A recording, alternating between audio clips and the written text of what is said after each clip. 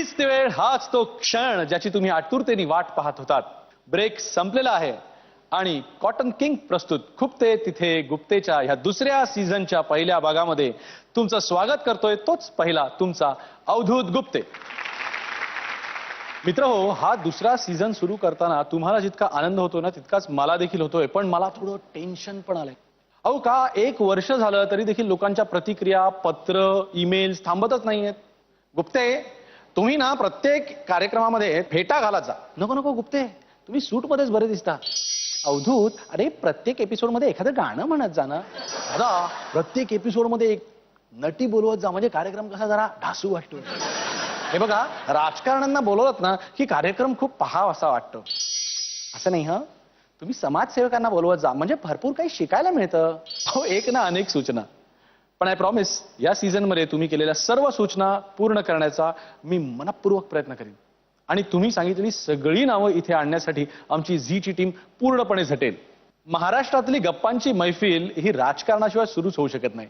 तर जोरदार टाळ्यांनी स्वागत करूया कोकणच्या राजा आणि राणीचं, म्हणजेच माननीय श्री नारायणराव राणे आणि माननीय सौभाग्यवती नीलमताई राणे यांचं.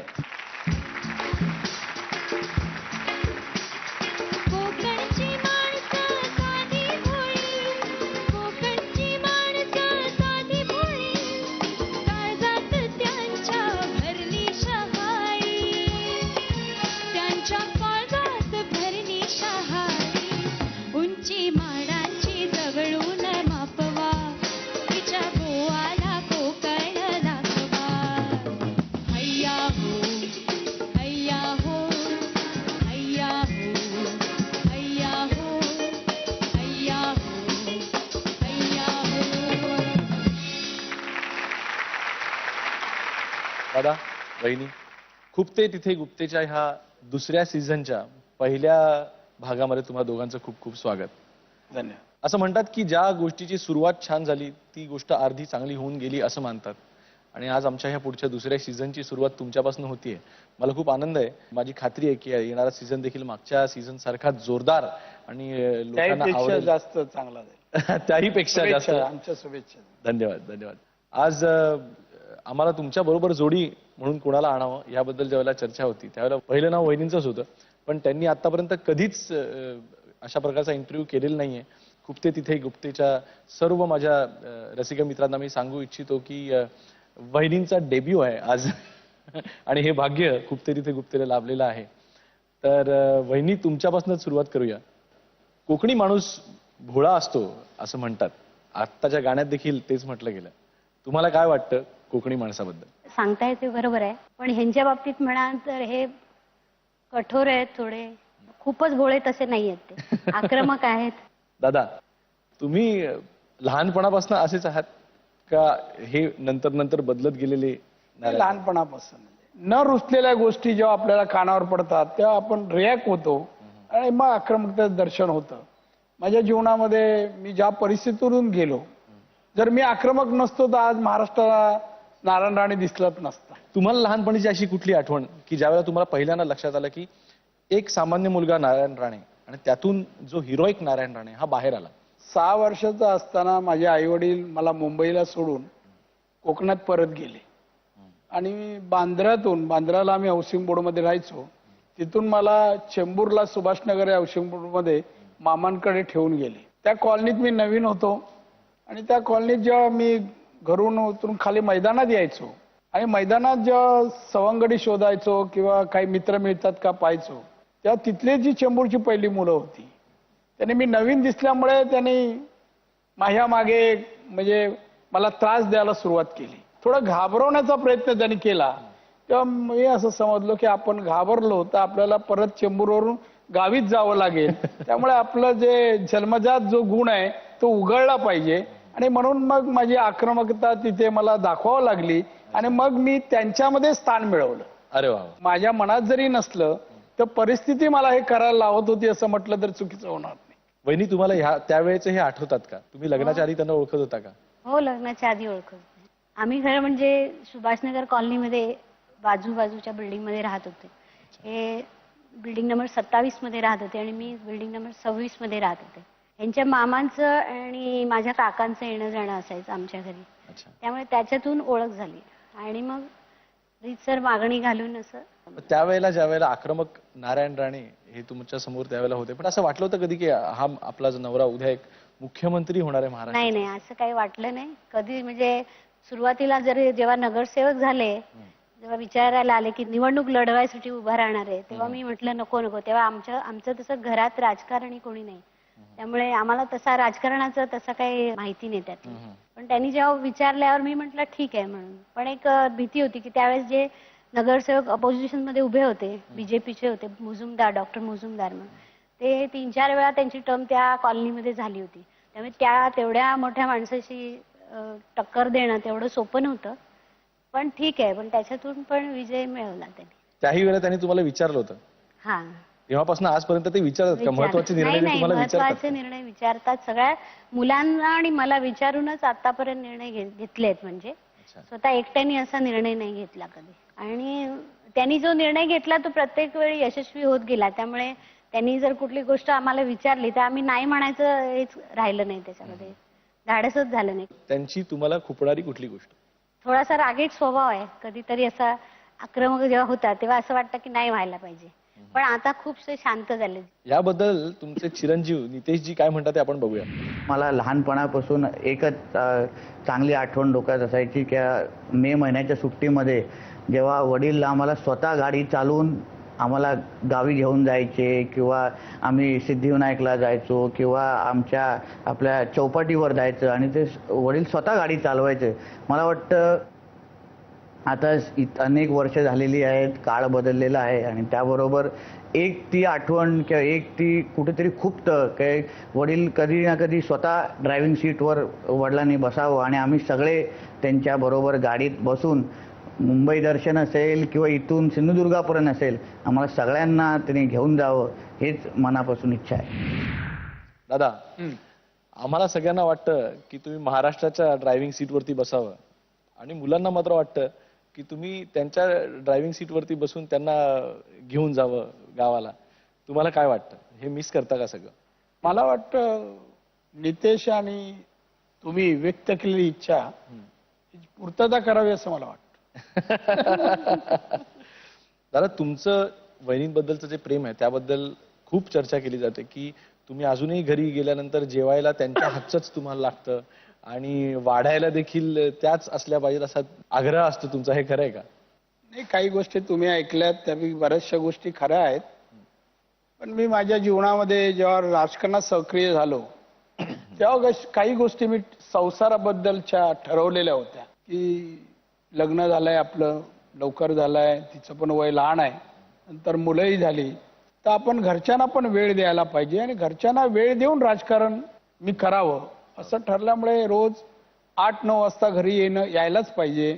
10 वाजता आम्ही सगळे मुलं असो आम्ही डिनरला एकत्र नित्यनेमाने बसायचं, त्याच्यात चूक न करणं. त्यामुळे 9-10ला घरी येणं, रविवारचा दिवस फॅमिलीला देणं, वर्षातून एक वेळा 15 ते 20 दिवस कुठेतरी फॅमिली सकट बाहेर जाणं, हे मी गेली 33 वर्ष ठरवलं आणि पाळलं. असं असतं की पत्नीच्या हातचं रुचकर जेवण असलं का मग बाहेर जावं असं वाटत नाही, त्यामुळे जास्त घरचं जेवण पसंत करायचं. पण ते कधी तुम्हाला प्रेम जाहीर करतात का होतं? कारण त्यांचा स्वभाव बघता वाटत नाही. आम्हाला फार कौतुक वाटतं. आम्ही गोव्याला जेवायला जातो तेव्हा नीलम ग्रँड, सावंतवाडीला नीलम, सगळीकडे कुठलंही असलं तरी आपलं नीलम.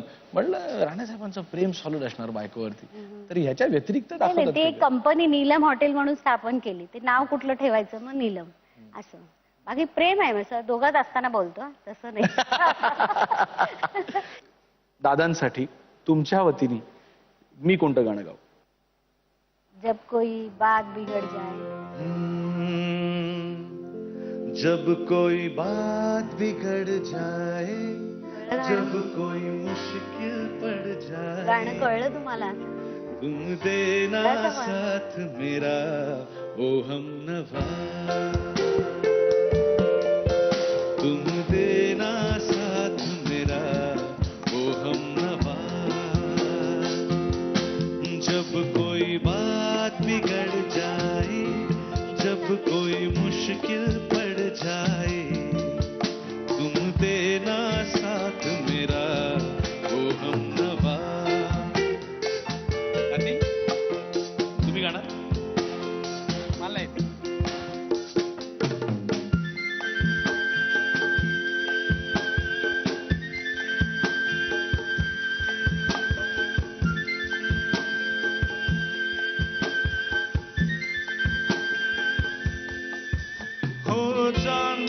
जब तक रात देता है हर कोई साथ, तुम मगर अंधेरों में ना छोड़ना मेरा हाथ।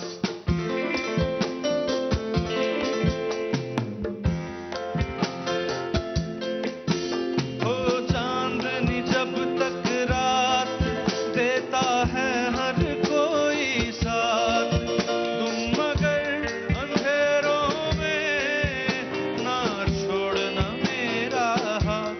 न कोई है न कोई था जिंदगी में तुम्हारे सिवा, तुम मेरा साथ मेरा वो हमनवा, तुम देना साथ मेरा वो हमनवा।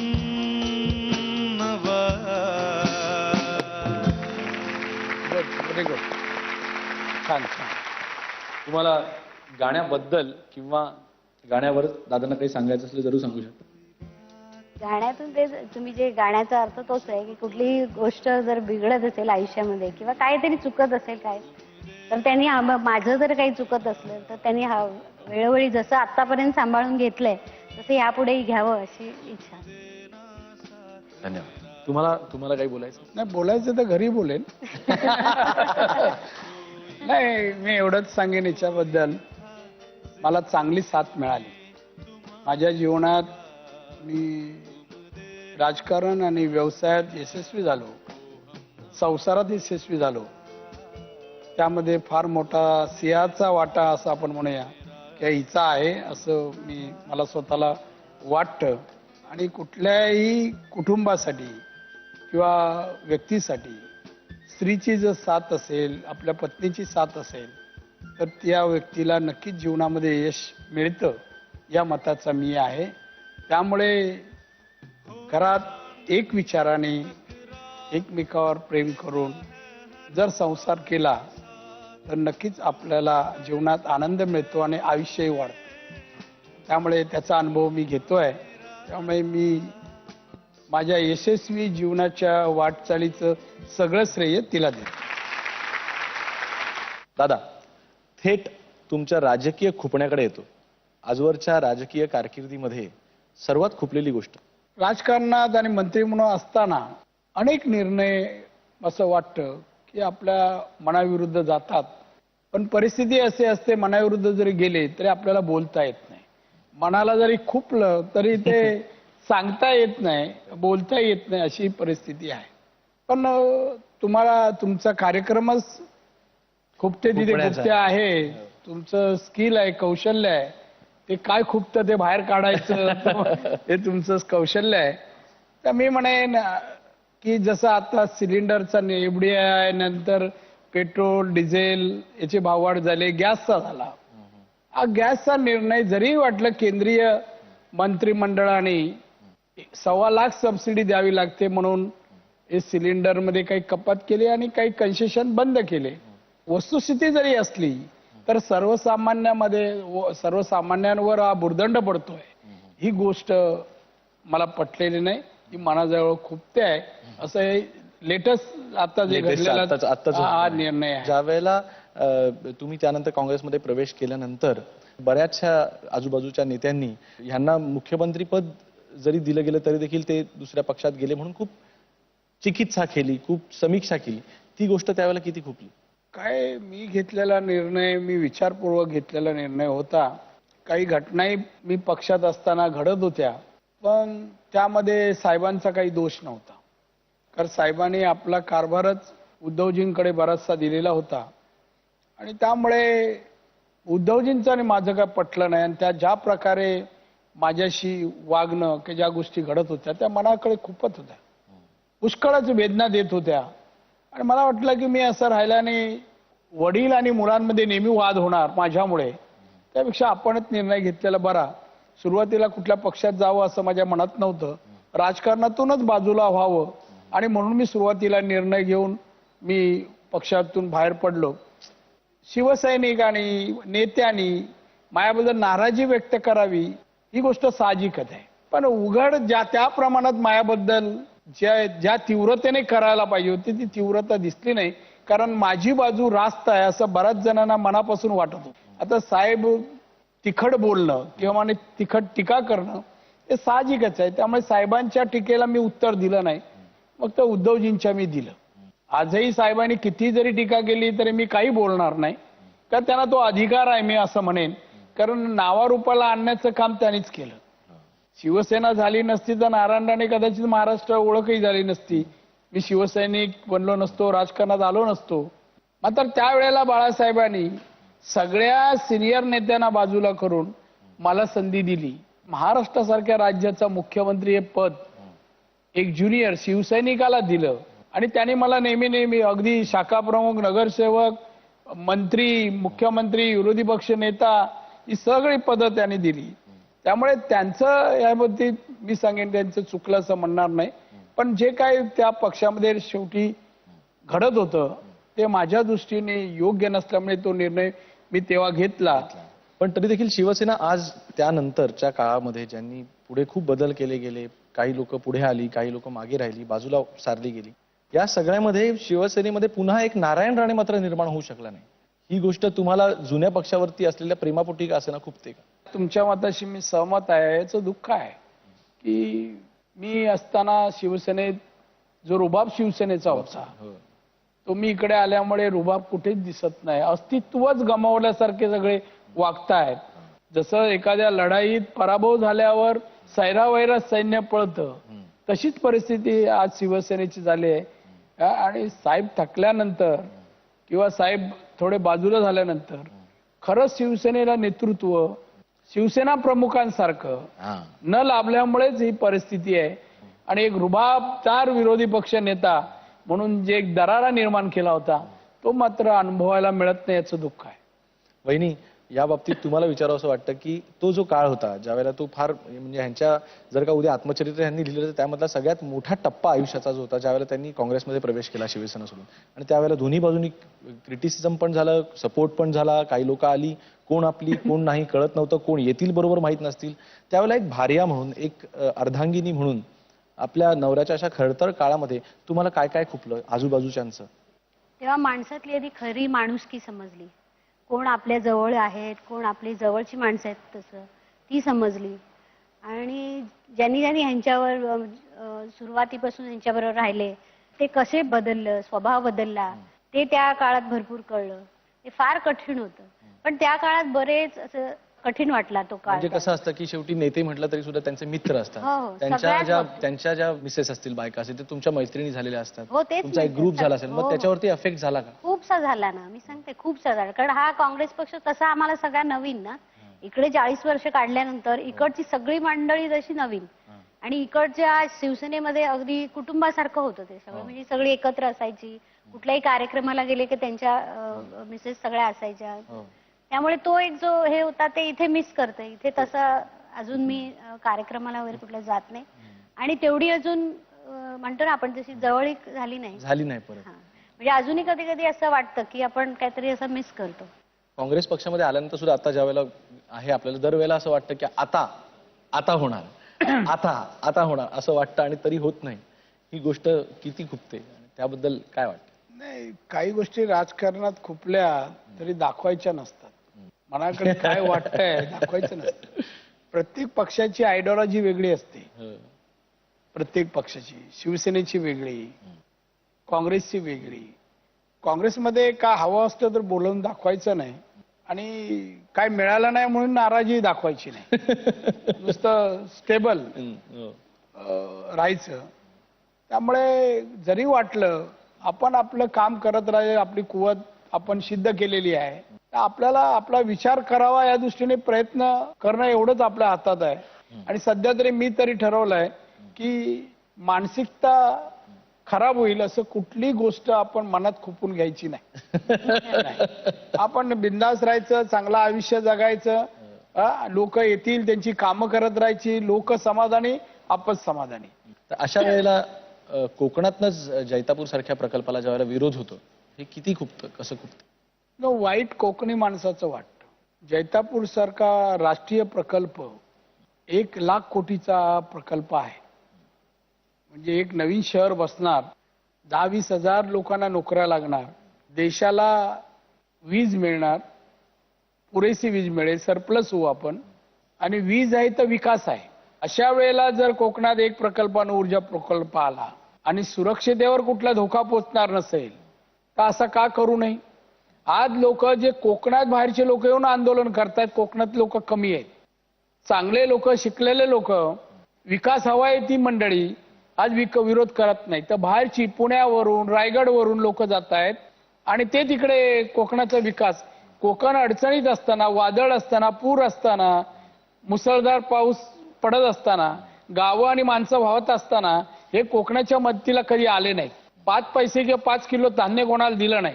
पण कोकणाच्या विकासाच्या मुळावर मात्र येऊन कोकणामध्ये विकास नको म्हणून विरोध करतात. शिवसेना विरोध करते. हा विरोध शिवसेनेचा प्रकल्पाला नाही, हा नारायण राणेला आहे. पण त्याचा परिणाम काय होणार? 20,000 कोकणातले तरुण ज्या नोकरीला लागतील, 1,00,000 कोटी रुपये खर्च होणार, अनेक कॉलनी, अनेक शिक्षण संस्था, अनेक युनिव्हर्सिटी बाहेरून विद्यापीठ येतील, ती लागतील. केवढा फरक होईल हो कोकणामध्ये. मी तर उलट कंपनीशी अग्रीमेंट आम्ही करून मी कंडिशन ठेवली आहे की कोकणातली दोन्ही खालच्या तळ कोकणातील जिल्ह्यांना माफक दरात तुम्ही वीज, पुरेशी वीज द्यायला पाहिजे. पहिलं हे मान्य करा आणि मग महाराष्ट्रात देशात वीज घेऊन जा. आणि ते अग्रीमेंट मध्ये मान्य केल्यानंतर 10 लाख रुपये एकर, जिथे 80,000 रुपये एकर होता, 80,000, तिथे 10 लाख रुपये एकर आम्ही या जमिनीचा भाव देतोय. 25 लाख हेक्टरचा भाव देतोय. कातळाची जमीन आम्ही घेतोय ज्याच्यावर काही गवत पण उगवत नाही. त्यामुळे पैसे कमी देत नाहीये. आणि म्हणून जे लोक आहेत ना, ते लोकांना परदेशातले लोक भारतामध्ये विकास होऊ नये म्हणून एनजीओच्या माध्यमातून अडथळे निर्माण करायला पाठवतात. त्यातलेही विरोध करणारी मंडळी आहे आणि त्यातल्या शिवसेना एक त्यांच्या नादाला लागली असं म्हटलं तरी ते चुकीचं होणार नाही. हा राजकीय विरोध आहे. तुम्ही आतापर्यंत कोकणासाठी जे केलेलं आहे त्याची म्हणजे त्याचे दाखले खूप लोकांनी दिलेले आहेत. पण असं असून सुद्धा निलेशजींचा जो विजय झाला मागच्या निवडणुकीमध्ये सुरेश प्रभूंच्या अगेन्स्ट, तर तो हव्या तितक्या मताधिक्याने झाला नाही. हे कुठे खुपलं का? नक्कीच खुपलं. मनाजवळ वाईट वाटलं. मी रिझल्ट पाहायचं बंद केलं आणि आतमध्ये जाऊन बसलो. कारण मला अपेक्षित नव्हतं. 48,000 निलेश निवडून आला. पण मला वाटलं अपेक्षा खूप जास्त, मला अपेक्षा 1 लाखापेक्षा जास्त होती आणि सिंधुदुर्गातून अधिकची होती. कोकणात कोणी ढुंकून पाहायचं नाही, त्या कोकणाची दखल घ्यावी असं मी नेतृत्व करत असताना माझ्या पाठीमागे लोकांनी उभं राहावं अशी अपेक्षा होती आणि पक्षाने त्याला तिकीट दिली, नारायण राणेंना तिकीट दिली. अशा वेळेला 1,00,000-1.5 लाख मतांनी ते निवडून वन साइड यायला पाहिजे होता. वहिनी, तुम्ही स्वतः बघितलं असतील की आज मी ज्यावेळेला सिंधुदुर्गामध्ये जातो आणि तिथे नवीन नवीन जे नेते येत आहेत आणि विशेष करून नारायण राणेंना वाईट बोलून किंवा त्यांना क्रिटिसाइज करून पटकन प्रसिद्धी मिळते. तर ह्या गोष्टीला तुम्हाला कुठे वाईट वाटतं का? तुम्हाला याचा अफेक्ट होतो का? खूप वाटते ना, खूप वाईट वाटतं त्यावेळेस. म्हणजे त्यांना सुरुवातीपासून आपल्या बरोबर पाहिलेलं होतं आणि आता तीच लोक असं वेगळी होऊन बॅनर लावणं किंवा काही भाषणामध्ये वाईट साईड बोलणं, हे जेव्हा सगळं ऐकायला येतं तेव्हा खूप वाईट वाटतं. एक भाग असा आहे याच्यात मी जोडतो मध्ये प्रश्न, त्यांना विचारला तरी मी जोडतो. मुद्दा असा आहे, माझ्यावर टीका करणाऱ्यांना खाजगीरित्या जेव्हा मला ते भेटतात तेव्हा मला आदराने दादा म्हणायचं, फार चांगलं माझ्याशी वागायचं.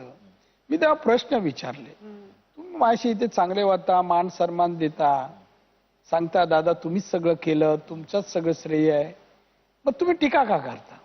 हे खूप टीका करतात. तेव्हा मग त्यांचं उत्तर असं आहे, ते मजेशीर आहे. म्हणजे दादा, या जिल्ह्यात कोण व्यक्ती आहे की त्याच्या विरोधात बोलल्यानंतर प्रसिद्ध माध्यम दखल घेतील? म्हणे तुमच्या विरुद्ध बोललं का वृत्तपत्रात प्रसिद्धी मिळते, चॅनलवर प्रसिद्धी मिळते, बरोबर, पैसे देऊनही प्रसिद्धी मिळणार नाही, एक तर तुमचं नाव घेतलं तर प्रसिद्धी मिळते. बोलतो तुम्ही राग मानू नका, पण आम्ही माझ्या राजकारणासाठी मला टीका करावं लागते, वाईट वाटू नका. आता काय म्हणायचं अशा लोकांना किंवा ह्या प्रवृत्तीला काय म्हणावं? म्हणजे आपल्या स्वार्थासाठी दुसऱ्याचं नुकसान झालं तरी चालेल, अशा प्रवृत्ती आज आहेत. या भागामध्ये आपण बघणार आहोत की लोकांना दादांच्या काय काय गोष्टी खुपतात आणि बाहेरच्या लोकांचं खुपणं बघण्याआधी थेट वळूया ते म्हणजे त्यांच्या चिरंजीवांचं खुपणं ऐकूया त्यांच्याबद्दल.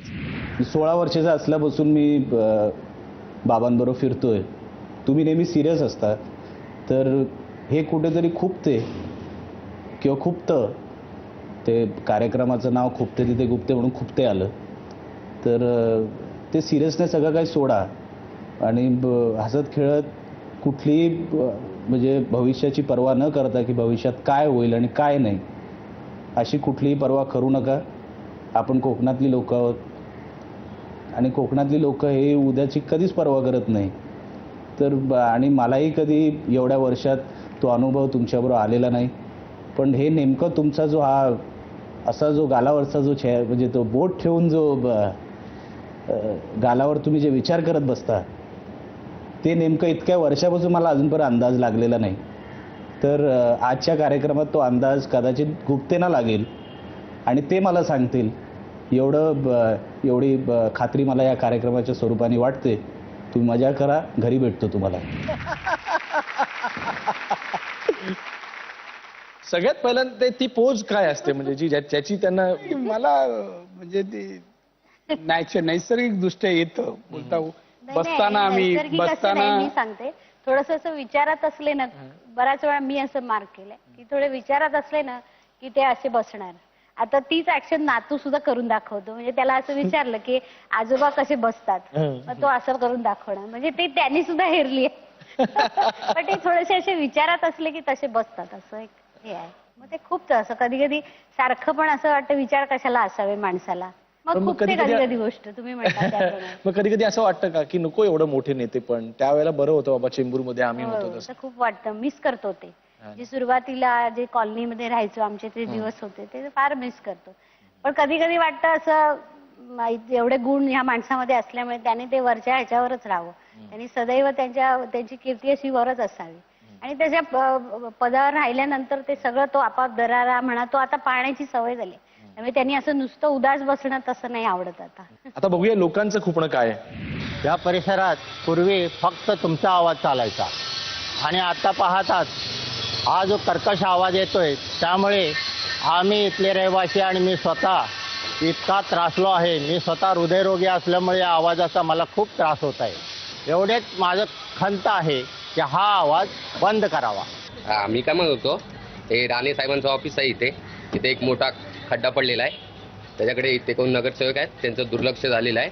ही गोष्ट मला खूप आहे. चेंबूर सुभाषनगर मध्ये आम्ही राहता 2 नंबर बिल्डिंगच्या पाठीमागे साहेबांनो आमका पाण्याचं खूप प्रॉब्लेम असा, त्यामुळे आमका पाणी मिळत नाही. हो ह्या म्हाका खूपता, तर आमची काहीतरी सोय करा पाण्याची. मी सुभाषनगर चेंबूर मध्ये राहते. इथे फक्त आता ड्रेनेजचा प्रॉब्लेम आहे, जेणेकरून आम्हाला दर 3 महिन्याने प्रॉब्लेम होतो. गटारं वाहतात आणि मग त्याच्यामुळे डासांचा वगैरे फार प्रॉब्लेम होतो. हीच गोष्ट खूप खुपते. मैं चेंबूर सुभाष नगर में रहती हूँ और बिल्डिंग नंबर 2 बिल्डिंग के पीछे, और ये कचरा बहुत परेशानी हो रहा है, ये कोई हटा भी नहीं रहा है. ये मच्छर बहुत आता है और प्रॉब्लम हो रहा है हम लोग को, ये बात चुकती है. दादा, चेंबूर सुभाषनगर भागामध्ये जिकडे तुम्ही लहानाचे मोठे झालात तिकडच्या लोकांच्या गोड आणि कडू अशा तक्रारी खुपणं त्यांचं ऐकलं, तुम्ही काय उत्तर देऊ इच्छिता? फार त्या लोकांचे मी आभार मानेन. तर का त्या लोकांनी आज मी जो राजकारणात यशस्वी झालोय ते राजकारणची सुरुवात मी सुभाषनगर मधून केली. या ज्या काही महिला ज्या बोलल्या त्या कॉलनीच्या बाजूला स्लम आहे की मी नगरसेवक असताना त्या स्लम मध्ये पाणी आणि टॉयलेटची व्यवस्था सगळी मी त्यांना केली होती. आता त्यानंतर आता मी 85ला होतो 91 पर्यंत. त्यानंतर जे नगरसेवक कोणी लक्ष न दिल्यामुळे हे सगळे प्रश्न आहेत. त्यांना मी एवढंच सांगू शकेन, तुमचे छोटे प्रश्न आहेत माझ्या दृष्टीने. मी महाराष्ट्राचा मंत्री आहे, उद्योग मंत्री आहे. तुमचे सगळे प्रश्न सोडवण्याचा मी किंवा नागरी सुविधा लवकर पूर्ण करू शकेन आणि तशा मी संबंधित अधिकाऱ्यांशी आज किंवा उद्या बोलून त्या समस्या दूर करेन एवढं मी आश्वासन देतो. वा वा हो, बघा तुम्हाला खुपते तिथे गुप्तेच्या माध्यमातून तुमच्या काही नक्की चिंता दूर होण्याचा प्रयत्न होणार आहे. हे खुपते तिथे गुप्तेचं यश आहे असं मला वाटतं. पण त्यातनंच मला पुन्हा एकदा असं हे सगळं तक्रारी ऐकताना मला वाटलं वहिनींना विचारावं काय हो, म्हणजे ह्यांचं कामच सुरुवातीपासून तक्रारी, म्हणजे जो घराच्या समोर माणूस येत असेल तो काही नाही, फक्त राणेसाहेब तुम्हाला सांगायला आलोय खूप चांगलं काम केलं धन्यवाद एवढं सांगायला फार कमी लोक येत असतील. येणार ती कायम गाराणी घेऊनच येत असणार. या गोष्टीचा कंटाळा येतो का कधी कधी? नाही, कंटाळा तर येतो. सुरुवातीला तशी सवय पण नव्हती एकतर. तेव्हा मग वाटायचं हे काय एवढ्या छोट्या छोट्या तक्रारी पण ही सगळी अशी घेऊन येणार का, असं सगळ्यांनी तक्रारी सारख्या सोडवायच्यात का, दिवसभर हेच आहे का सगळं. पण आता काय नाही, तसं सवय झाली त्या गोष्टीची. तुमच्या माध्यमातून कोणी तक्रारी पोहोचवतो का साहेबांना, जरा सांगा ना. हो, बरीचशी सांगतात, त्यांचा स्वभाव बघून सांगतात कधी कधी. एकदा मी असंच ऑफिसमध्ये बसलो होतो पक्षाच्या, आणि लोक भेटायला लाईन लागली. तेवढ्यात एक जवळ 25-26 वर्षाचा तरुण आला. मला हे पत्र तुम्ही वाचाच. मला अरे एवढी लोक आहे, मग नाही हे वाचलंच पाहिजे असं माझी इच्छा आहे. तर ठीक आहे बघ, मी वाचलं, तुम्ही हसलो. त्या पत्रात होतं, माझे वडील नाही, आई नाही, मी आता एवढ्या वर्षाचा झालो आहे, माझ्या लग्नाचा खर्च अमुक अमुक आहे, तर तुम्ही मला लग्न करून द्या. इथपर्यंत मजल लोकांची तक्रारीची गेली. जिव्हाळा आहे लोकांचा तुमच्यावर म्हणजे. आता थोडस राजकीय खुपण्याकडे येऊया. लवासाचं तुम्ही जे समर्थन केलं हे काही लोकांना खुपतं, याबद्दल तुम्ही काय सांगाल? ही विकासाच्या दृष्टीचा आहे, कोणी काही टीका करू दे, विकासाच्या. आणि तोडफोड करण्यापेक्षा साध्य करण्यामध्ये माझं जास्त असतं की एकदा एवढा मोठा प्रकल्प येत असेल, त्या प्रकल्पाला मदत करा. इथल्या मध्यमवर्गीयांना, इथल्या लोकांना आपण स्वित्झर्लंड इथे का दाखवू नये पुण्याच्या जवळ. आणि असं जर हिल स्टेशन झालं तर आपल्याला परदेशातले लोक इथे येतील, खर्च करतील, परदेशी करन्सी आपल्या देशाला विकासाला मिळेल. त्यामुळे असा विकास व्हायला पाहिजे. नियम एखादा तोडला असेल, कारवाई करू. म्हणून काय प्रोजेक्ट तोडफोड करायची का? काय नियम तिने आदिवासी जागा घेतली, काय नियम हे केलं, आदिवासी जागा घेतली. आदिवासींची जागा घेतली तर नियम असा आहे की 1974चा कायदा सांगतो की तुम्ही शासनाची परवानगी घ्या. मी रेग्युलाइज करताना मी काय पाहिलं, कायद्यामध्ये कारवाई करू शकतो आणि रेग्युलाइज करू शकतो, कायमी करू शकतो. जे आदिवासी आहेत ज्यांना पैसे मिळाले नाहीत, 2 महिने जाहिरात द्या, एक स्पेशल ऑफिस तयार करा, त्या ऑफिसमध्ये स्टाफ बसवा आणि जाहिरात द्या, कोणाचे पैसे नाही मिळाले इथे या आणि पैसे घेऊन जा, कागदपत्र दाखवून. एकही माणूस आला नाही. हे जे बोंब मारत होते ना, आदिवासी पैसे दिले नाही, अमुक नाही, 2 महिने प्रांत आणि तहसीलदार बसले, बोर्ड लावून कोणी आले नाही. आणि म्हणून जेवढ्या तिथे नियमबाह्य गोष्टी झाल्या होत्या त्या मी रेग्युलाइज करून दिल्या. सरकारने माझ्या अध्यक्षतेखाली कमिटी नेमली आणि मी सगळ्या गोष्टी रेग्युलाइज केल्या. आतापर्यंत आपण सामान्य माणसाचं खुपणं त्यांच्यापर्यंत आणले, पण आता एका नेत्याचं खुपणं देखील आपण आता बघूया की त्याला दादा काय उत्तर देतात. आजचे महाराष्ट्राचे उद्योग मंत्री नारायण राणे त्यांनी जवळजवळ 42-43 वर्ष शिवसेनेमध्ये काम केलं. एक साधा शिवसैनिक, शाखा प्रमुख, नगरसेवक, बेस्ट समितीचे अध्यक्ष, दुग्ध विकास मंत्री, महसूल मंत्री आणि मग राज्याचे मुख्यमंत्री. ही इतकी पदं भोगल्यानंतर देखील नारायण राणे यांनी शिवसेना सोडली, ते खुपतंय. ज्या शिवसेना प्रमुखांनी आम्हाला घडवलं, ज्यांनी आम्हाला एखाद्या झोपडपट्टीतून किंवा एखाद्या अन्य साध्याच्या गोष्टीतून अगदी मुख्यमंत्रीपर्यंत नेऊन बसवलं, ज्या नारायण राणेंना, ते नारायण राणे ज्या दिवशी शिवसेना प्रमुखांना धृतराष्ट्र बोलले आणि मातोश्रीवरती मिठाई पोचवली असे बोलले, ते खुपतंय, ते दुखतंय. अनेक लोक शिवसेना सोडून गेले, पण शिवसैनिकांच्या वरती हल्ले नाही झाले, हातपाय नाही तोडले, डोके नाही फोडले, खून नाही झाले. पण हे नारायण राणे साहेबांनी करण्याचा प्रयत्न केला, त्याचं दुःख वाटतंय, ते खुपतंय. 2007च्या विधानसभेच्या निवडणुकीमध्ये आपण 5,000 कोटीचं कोकणाच्या विकासासाठी पॅकेज जाहीर केलं.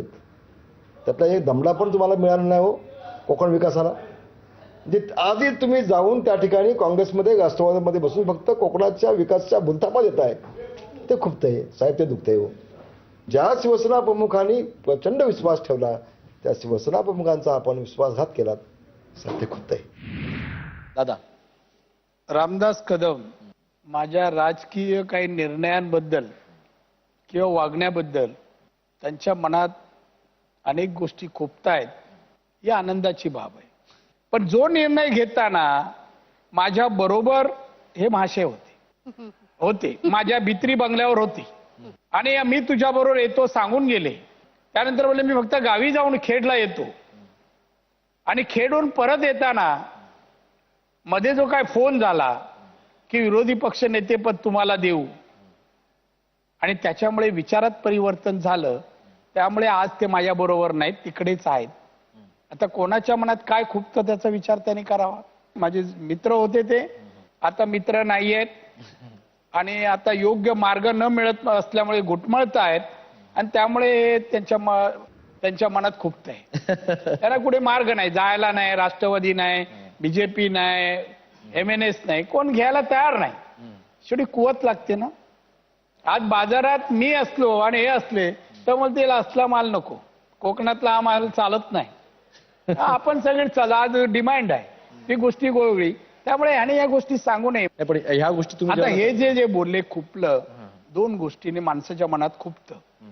एक प्रेमापोटी किंवा आक्षापोटी. ते आक्षापोटी आहे, हे प्रेम नाहीये, हे मनात खुपतं. नारायण राणे आजही मंत्री आहे, आजही त्याचा रुबाब आहे, आपण कोण नाही आहोत. त्यामुळे एक आहे, तुमच्या अंगावरचे कपडे मी घातले म्हणून माझ्या अंगात गुण येत नाही हो. ते तुमच्या खुर्चीवर मी बसलो म्हणून मी गुप्ते होऊ शकत नाही. गुप्ते ते गुप्ते, राणे ते राणेच. आता शेवटचा आणि महत्वाचा प्रश्न की आज ज्या वेळेला बाळासाहेबांची प्रकृती ठीक नव्हती असं मध्यंतरी झालं, तर त्यावेळेला राजसाहेबांपासून ते सर्व लोक तिथे जाऊन भेटून आले, पण तुम्ही मात्र गेला नाही. हे शिवसैनिकांना थोडं खुपलं. नाही, शिवसैनिक सगळे संपर्कात आहेत, पण तुम्ही ते भेटायला नाही गेला साहेबांची बाळासाहेब. विचारपूस करतात आणि मीही त्यांच्याद्वारा साहेबांची तब्येतीची चौकशी आणि अगदी डे टू डे माहिती घेत असतो. जरी शिवसेनेत नसतो आणि दुरावलं असलो तर तेव्हाही त्यांच्यावर असलेलं प्रेम काडी मात्र कमी झालं नाही. हे मी प्रामाणिकपणे रामेश्वरासमोरून सांगतो. मी अस्वस्थ होतो, उद्धवजी हॉस्पिटलला होते तेव्हाही अस्वस्थ होतो, साहेब आजारी आहेत आजही आहेत तेव्हाही अस्वस्थ होतो. मी जाण्याने त्यांना काय वाटेल बाकीच्या ना, तिथल्या घरातल्या, तो प्रसंग कसा असेल यावर मी चलबिचल असल्यामुळे तेव्हा मी तसा निर्णय घेतला नाही. आता आजारी आहेत, मी रामेश्वराला प्रार्थना करीन त्यांना दीर्घ आयुष्य आणि उत्तम आरोग्य, किंवा आजारपणातून ते बाहेर येऊत, परत पूर्वीसारखं शिवसेनेचं नेतृत्व करावेत, अशाच मी ईश्वराकडे प्रार्थना करीन. पण आज संध्याकाळ किंवा उद्या परवा मी काय करीन तो निर्णय मी आत्ता नाही सांगू शकत. कदाचित जाईनही, पाहिनही, भेटेनही. जरूर. पण हे सेगमेंट संपवत असताना वेळ झालेली आहे, ती म्हणजे पॅरडी सॉंगची. आणि तुमच्या सर्वांसाठी, दादांसाठी हे पॅरडी सॉंग.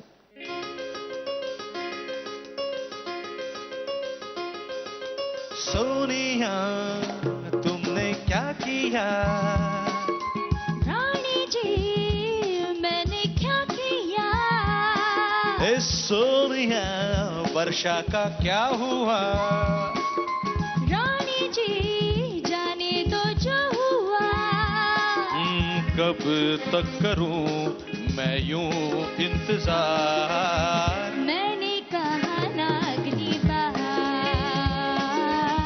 मैंने कहा ना अगली बार, ए सोनिया तूने क्या किया, रानी जी मैंने क्या किया,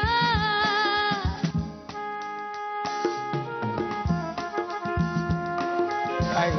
सोनिया तुम्हाला बोलते बोलताना सोनिया तुम्हाला सांगते काय, म्हणजे यावर्षी नाही, पुढच्या वेळेस. कितने दिन साथ हूँ कह ना सकूंगा, वर्षा बगैर मैं रह ना सकूंगा, तुमको संभालू ये मेरा जिम्मा, मैं हूँ तो सब है इतना समझना, पार्टी में रहना मेरा मैडम आपके हाथ है. बघा काय करायचं ते. मैंने कहा ना अभी नेक्स्ट CM आप है, अच्छा तो फिर कभी ला ला ला ला ला, आओ वहाँ, ला ला ला ला ला, मैंने अभी ला ला ला ला ला, बोला कहा, ला ला ला ला. सोनिया तूने क्या किया, रानी जी मैंने क्या किया, ओ सोनिया ये तूने क्या किया, रानी जी जाने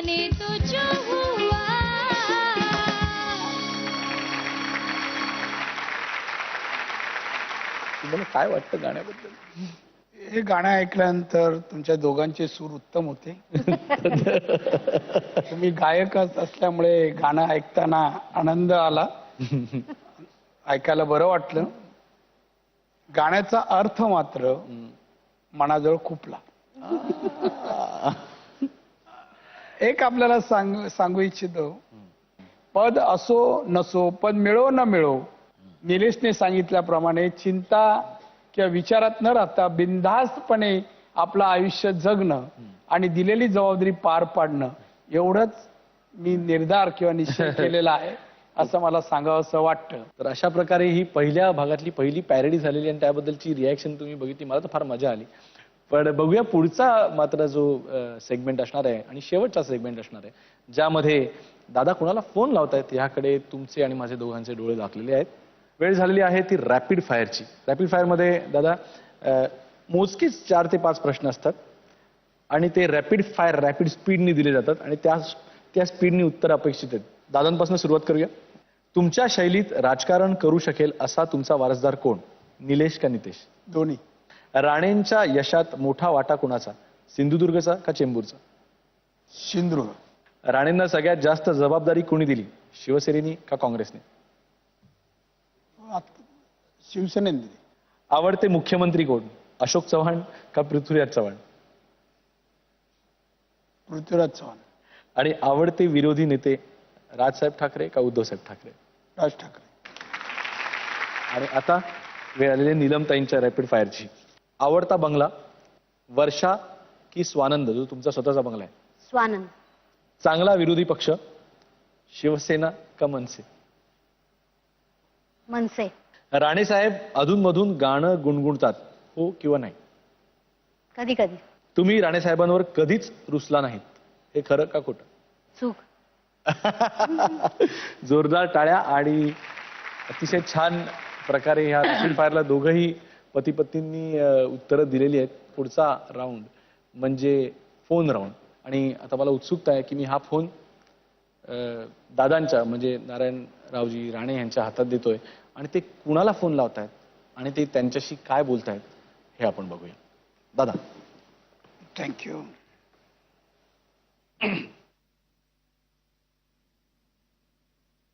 हॅलो, कोण, रामदास कदम का?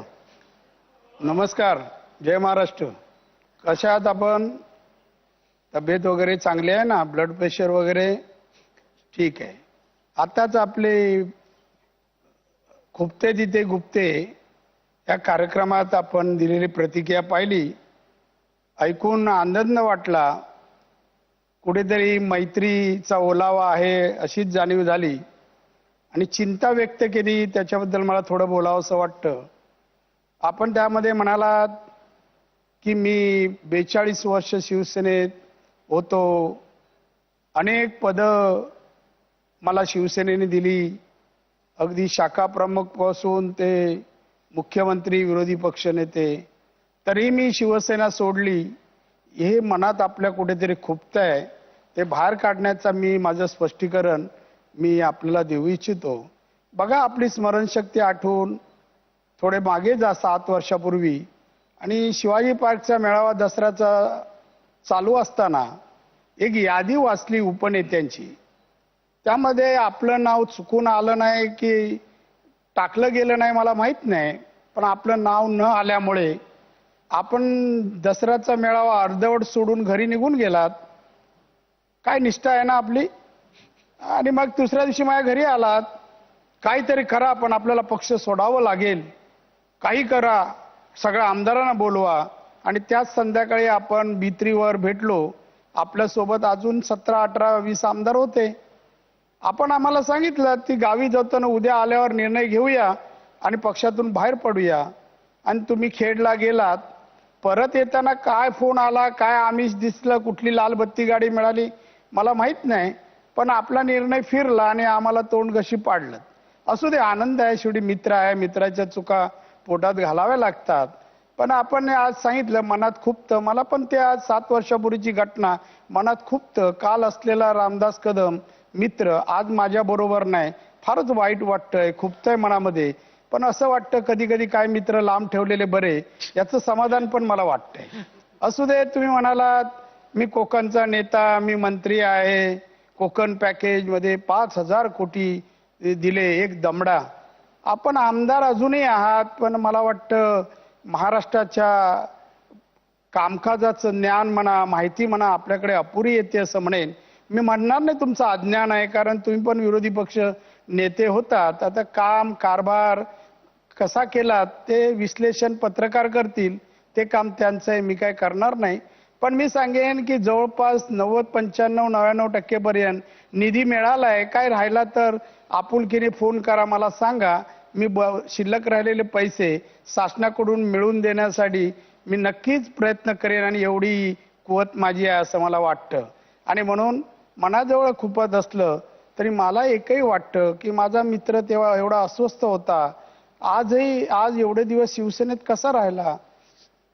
किरण पावसकर शिवसेनेतून राष्ट्रवादीत गेले तेव्हा मी एक बातमी वाचली की किरण पावसकर बरोबर अजूनही रामदास कदम वगैरे होते, पण अजित पवार म्हणाले की तुम्हाला आमदारकी आणि मंत्रीपद मिळणार नाही, म्हणून आपण त्याच घरात राहिलात. काय आपल्या मनात किती खुपत नाही. अजूनही आपल्या मनामध्ये फार असं वाटत असेल की मला कधी मंत्रीपद मिळतं आणि मी कधी उड्या मारतो, पण तसा पक्षात नसेल तर नवीन आपण निर्माण करा, प्रयत्न करा. पुढे मी कधी टीव्हीवर आलो आणि प्रतिक्रिया विचारली तर मात्र उघडपणे देताना विचार करा की आपल्यानंतर नारायण राणे बोलू शकतात. त्यामुळे आजचा फोन करत असताना आपल्याला मात्र दीर्घ आयुष्य आणि उत्तम आरोग्य मिळो, आणि असंच अशीच भावना मायाबद्दल व्यक्त करत राहावं अशी परमेश्वराकडे प्रार्थना करतो. फोन ठेवतो हा मित्रा. आता वहिनी, तुम्हाला पण फोन लावायचा.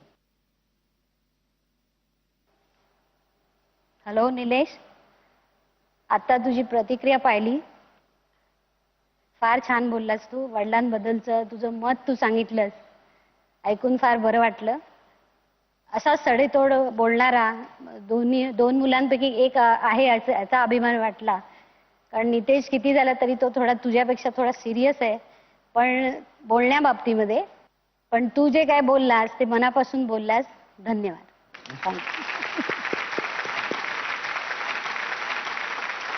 आज तुम्ही राणे साहेबांना रोमॅन्टिक होताना बघितलं, हळवं होताना बघितलं, कौटुंबिक होताना बघितलं. नीलमताई आज या निमित्ताने प्रथमच महाराष्ट्रातल्या रसिक प्रेक्षकांसमोर आल्या. अशा मोठ्या व्यक्तींच्या आयुष्यातले असेच हळूवार क्षण पाहण्यासाठी पुन्हा भेटूया पुढच्या भागात. पाहत राहा कॉटन किंग प्रस्तुत खुपते तिथे गुप्ते. धन्यवाद. थँक्यू. नमस्कार. आजच्या पाहुण्यांना कॉटन किंग तर्फे ही सदिच्छा भेट.